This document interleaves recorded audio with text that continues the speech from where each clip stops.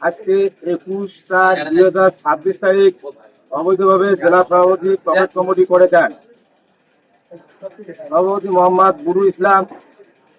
21/4/2026 তারিখ অবৈধ কমিটি করে দেন, কিন্তু জেলা সাধারণ সম্পাদক মোহাম্মদ আবুল হাশেম মিয়া কমিটি অনুমোদন বিষয়ে কিছু জানেন না এবং স্বাক্ষর করেন নাই। তাই আমরা হাতিবান্ধা উপজেলা শাখার বিভিন্ন ইউনিয়নের নেতৃবৃন্দ সহ সবাই একত্র হয়ে এই প্রতিবাদ ও তীব্র নিন্দা জানাচ্ছি।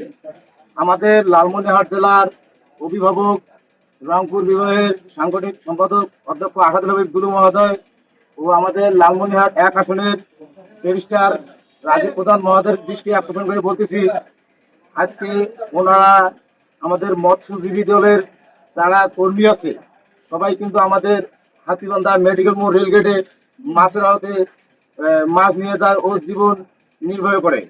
আজকে এদেরকে বাদ দিয়ে ওরা যে আজকে কমিটি গঠন দিছে টাকার বিনিময়ে, আমরা এটা তীব্র নিন্দা জানাচ্ছি।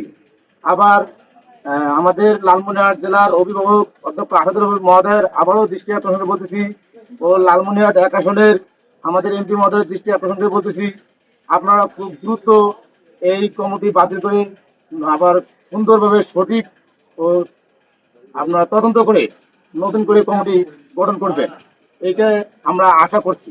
ওরা কেউ মৎস্যজীবী দলের সমিতির কোনো সদস্যই না। ওরা 17 বছর কাউকে মাঠে আমরা পাই নাই। ওরা মৎস্যজীবী ব্যবসা করে না, মৎস্যজীবীর সাথে কোনো নিয়োজিত নাই।